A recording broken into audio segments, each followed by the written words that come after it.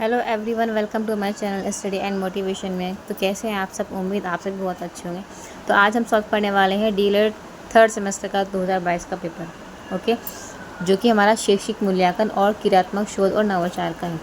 23 का जो पेपर है मैंने आपको अपलोड कर दिया है प्लेलिस्ट में, आप लोग जाकर देख सकते हैं। ओके, चलिए स्टार्ट करते हैं। पहला क्वेश्चन देख लेते हैं एमसीक्यूज़ का। मूल्यांकन एक निरंतर चढ़ने वाली प्रक्रिया है, ये कथन किसका है? तो ऑप्शन दिए गए हैं कोठारी आयोग, सेकंड है UGC, third NCERT, fourth Mudaliar आयोग। तो जो इसका सही आंसर है, correct answer option number third, NCERT ने ये कहा है कि मूल्यांकन एक निरंतर चलने वाली प्रक्रिया है। ओके, अब नेक्स्ट क्वेश्चन देख लेते हैं। नेक्स्ट क्वेश्चन है सेकेंड हमारा, शैक्षिक उद्देश्य के अंग है ना। आपको बताना कि शैक्षिक उद्देश्य के अंग कौन कौन से हैं। फर्स्ट है आपका बालक, सेकेंड है समाज, थर्ड विषय वस्तु और फोर्थ सभी। तो इस तीनों ही हैं, तो इसमें हमारा ऑप्शन नंबर डी हो जाएगा करेक्ट आंसर। ओके, इसके बाद क्वेश्चन नंबर नेक्स्ट देख लेते हैं। थर्ड है हमारा, बौद्धिक योग्यता में बोध का अंग नहीं है ना। इसमें कौन सा अंग नहीं है ये बताना है। फर्स्ट है अनुवाद, सेकंड विवेचना, थर्ड वाग विस्तार और फोर्थ अनुप्रयोग। तो देखो, विवेचना भी हम करते हैं, अनुप्रयोग भी करते हैं, वाग विस्तार भी हम करते हैं। तो जो अनुवाद है वो इसका आंसर नहीं होगा। तो ऑप्शन नंबर थर्ड का ए इज करेक्ट आंसर।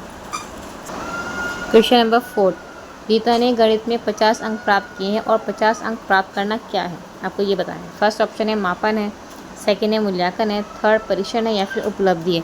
तो उसने 50 अंक मार्क्स गेन किए हैं, तो इसका ऑप्शन नंबर फर्स्ट हो जाएगा मापन। ओके, क्योंकि इसमें नंबरिंग दी हुई है, तो option number first is correct. इसके बाद क्वेश्चन नंबर 5, क्रियात्मक शोध का अंतिम चरण होता है, यानी कि इसका लास्ट स्टेप कौन सा होता है वो बताना है। पहला ऑप्शन है निष्कर्ष, सेकेंड है प्रदत्त विश्लेषण, थर्ड परिकल्पना निर्माण, फोर्थ सांख्यिकी विश्लेषण। तो जिसका निष्कर्ष है वो इसका हमारा ऑप्शन नंबर फर्स्ट करेक्ट हो जाएगा। इसके बाद क्वेश्चन नंबर हम देख लेते हैं सिक्स है हमारा, शिक्षण अधिगम प्रक्रिया में नवाचार है, ठीक है, यानी टीचिंग लर्निंग में नवाचार क्या है। फर्स्ट है अभिकर्मित, सेकंड टोली अनुदेशन, थर्ड खुली कक्षा कक्ष और फोर्थ उपयुक्त सभी। तो ऑप्शन नंबर डी हो जाएगा, इसका सभी ही है। ओके, नेक्स्ट क्वेश्चन नंबर 7, ये क्वेश्चन 2023 में भी पूछा गया है, जो हमारा ये 7th वाला है।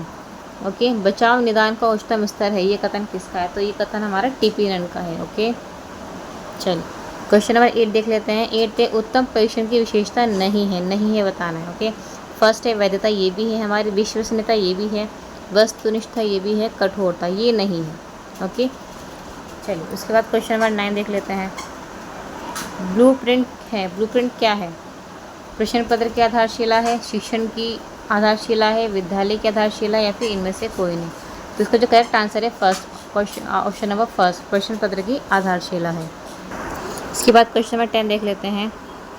10 है ज्ञान, बोध और अनुप्रयोग का संबंध मूल्यांकन किस पक्ष से होता है? तो ऑप्शन नंबर फर्स्ट देखें संज्ञानात्मक पक्ष, सेकेंड है भावात्मक पक्ष, थर्ड है कौशलात्मक पक्ष, फोर्थ नैतिक पक्ष। तो इसका जो करेक्ट आंसर है ऑप्शन नंबर फर्स्ट, संज्ञानात्मक पक्ष से। ओके, चलिए ये तो हमारे 10 क्वेश्चन हो गए। अब बढ़ते हैं आगे क्वेश्चन पर।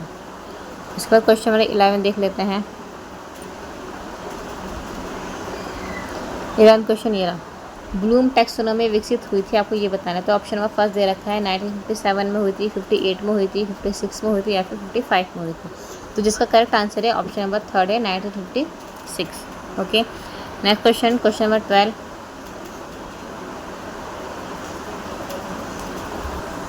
मापन किसी निश्चित स्वीकृति नियमों के अनुसार वस्तु को अंक प्रदान करने की प्रक्रिया है, ये कथन किसका है ये बताना है। तो ऑप्शन दे रखे हैं इसमें हेल्ग स्टैंडर्ड, एस स्टीवेंस, वर्टेंस रसेल या फिर वुड। तो इसका option number second is correct answer है एस स्टीवेंस। ओके, अब क्वेश्चन नंबर 13 देख लेते हैं। 13,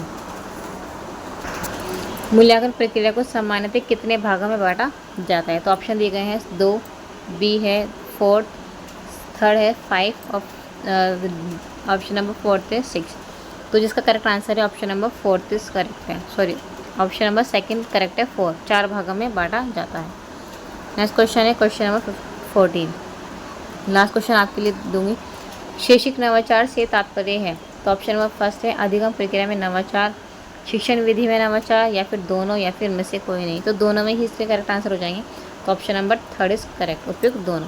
ठीक है, अभी लास्ट क्वेश्चन है आपके लिए, आप लोग इसे कमेंट में बताइएगा। मूल्यांकन अनुरूप है, पहला है उद्देश्य के, सेकेंड है प्रविधि के, थर्ड है विधि के, या फिर फोर्थ है सिद्धांतों के। ठीक है, इसका आंसर आप लोग कमेंट में दीजिएगा। अब चलते हैं नेक्स्ट क्वेश्चन पर हमारे। अब चलते हैं वेरी शॉर्ट क्वेश्चन हमारे आ गए हैं। अब देख लेते हैं वेरी शॉर्ट क्वेश्चन पर। वेरी शॉर्ट में हमारा 16 क्वेश्चन दिया गया है। देखिए 16 क्वेश्चन है। निदानात्मक परीक्षण के प्रमुख उद्देश्य क्या है ना। निदान का मतलब क्या होता है, डायग्नोस यानी कि हमें पहचान करना, कठिनाई का पता लगाना कि बच्चे मतलब पढ़ क्यों नहीं पा रहे, उस चीज़ का पता लगाना। तो इसके उद्देश्य देख लेते हैं। पहला है इसमें आंसर छात्र की शैक्षिक कठिनाइयों की पहचान करना। ओके, और सेकंड इसका ऑप्शन हो जाएगा उन कठिनाइयों के कारणों का पता लगाना। ठीक है, जो रीज़न हो रहे हैं उनका पता लगाना। चलिए अब क्वेश्चन नंबर देख लेते हैं 17 है। उपचारात्मक परीक्षण के 2 उद्देश्य बताइए। आपको उद्देश्य बताना है। जब आप लोग निदान कर लेते हैं फिर उसको उपचार भी देखते हैं, तो है ना, मतलब कि इसके लिए क्या सही रहेगा ये बताना होता है। ऑप्शन नंबर इसमें देखिए, पहला ऑप्शन है 2 बताने हैं। छात्र की कमजोरी को दूर करने हेतु उपाय सुझाना।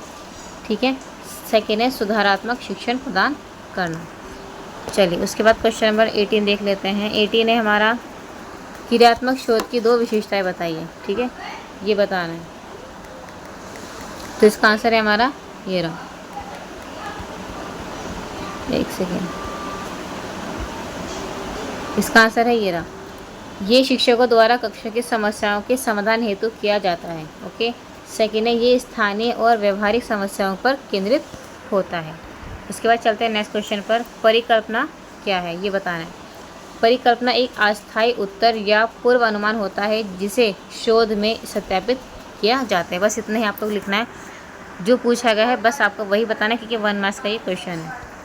इसके बाद क्वेश्चन नंबर 20 देख लेते हैं। न्यायदर्शी से आप क्या समझते हैं ये बताना है। तो इसमें आप लोग लिख सकते हैं कि न्यायदर्शी का अर्थ होता है निष्पक्षता, जिसमें व्यक्तिगत भावनाओं का प्रभाव ना हो। ठीक है ना।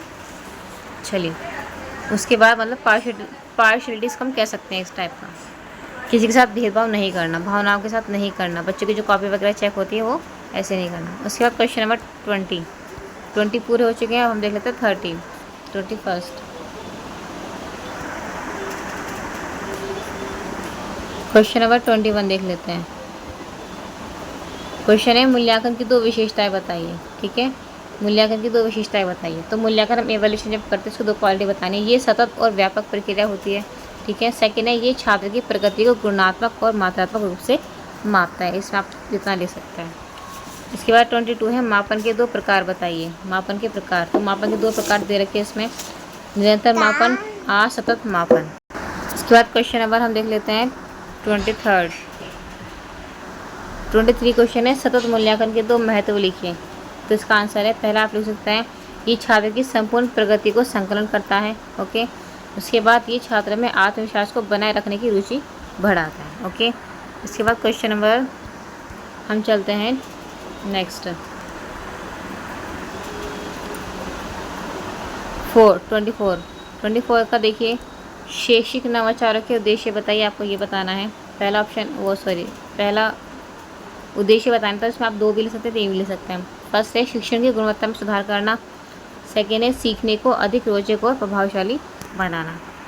नेक्स्ट क्वेश्चन 25, गणितीय कौशल को संक्षेप में बताइए, ये बताना है। तो इसका आंसर हो जाएगा गणितीय कौशल में गणना, तर्क, विश्लेषण, समस्या समाधान आदि क्षमताएं शामिल होती हैं। ठीक है, मैथ्स की जो स्किल्स में ये सब चीज़ें होती हैं, तो आप लोग इतना लिख लीजिएगा। इसके बाद क्वेश्चन नंबर हम इसमें आगे बढ़ते हैं 26 में।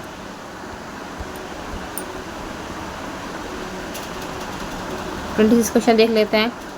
देखिए, भाषाई कौशल से आप क्या समझते हैं ये बताना है। तो इसमें आप लोग लिख सकते हैं भाषाई कौशल में सुनना, बोलना, पढ़ना और लिखना शामिल होता है, जो भाषा के कम्युनिकेशन को संभव बनाता है। ओके, चलिए अब नेक्स्ट क्वेश्चन देख लेते हैं 27, परीक्षण और मापन की किन्हीं 2 समानताओं को बताइए। ओके, फर्स्ट है इसमें दोनों छात्र की उपलब्धि को जानने के साधन हैं। सेकेंड है दोनों में संख्यात्मक डाटा एकत्रित किया जाता है। कितना आप लोग ले सकते हैं। 28 है शैक्षिक शोध का अर्थ बताइए। तो शैक्षिक शोध क्या होता है। शैक्षिक शोध वह प्रक्रिया है जिसके द्वारा शिक्षण और अभिगम से संबंधित समस्याओं का वैज्ञानिक समाधान खोजा जाता है। ठीक है ना। चलिए उसके बाद 29,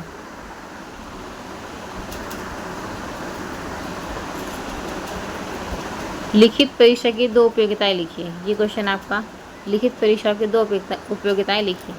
पहला इसमें आप लोग लिख सकते हैं, ये छात्र की लिखित अभिव्यक्ति और ज्ञान को मापती है। सेकंड लिख सकते हैं, बड़ी संख्या में छात्रों का मूल्यांकन करना सरल होता है।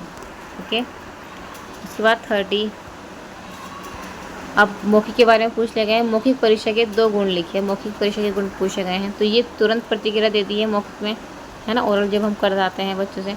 और छात्र के बोलने और सोचने की क्षमता को भी दर्शाती है कि छात्र किस टाइप से बोल रहा है और उसकी सोचने की क्षमता क्या है।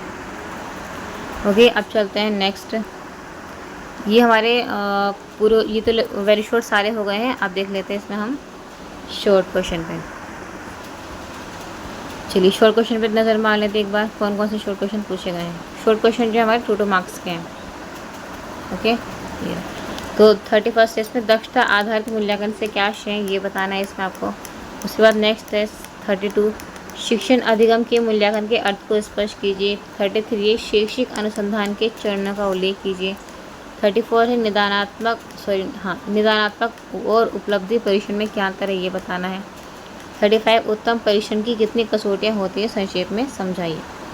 36 क्वेश्चन है हमारा, शैक्षिक नवाचार की अवधारणा को समझाइए।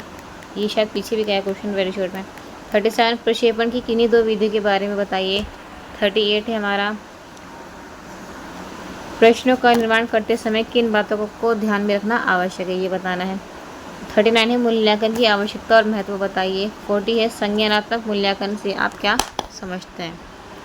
तो ये पूरा पेपर आपका शैक्षिक मूल्यांकन का था, जो कि मैंने आपको शॉर्ट और वेरी शॉर्ट के आंसर बता दिए हैं। शॉर्ट आप लोग देख लीजिएगा, और वीडियो अगर आपको अच्छी लगी तो लाइक कर दीजिएगा, और चैनल पर आप लोग नए हैं तो प्लीज़ सब्सक्राइब करके ज़रूर जाइएगा। ठीक है, थैंक यू सो मच।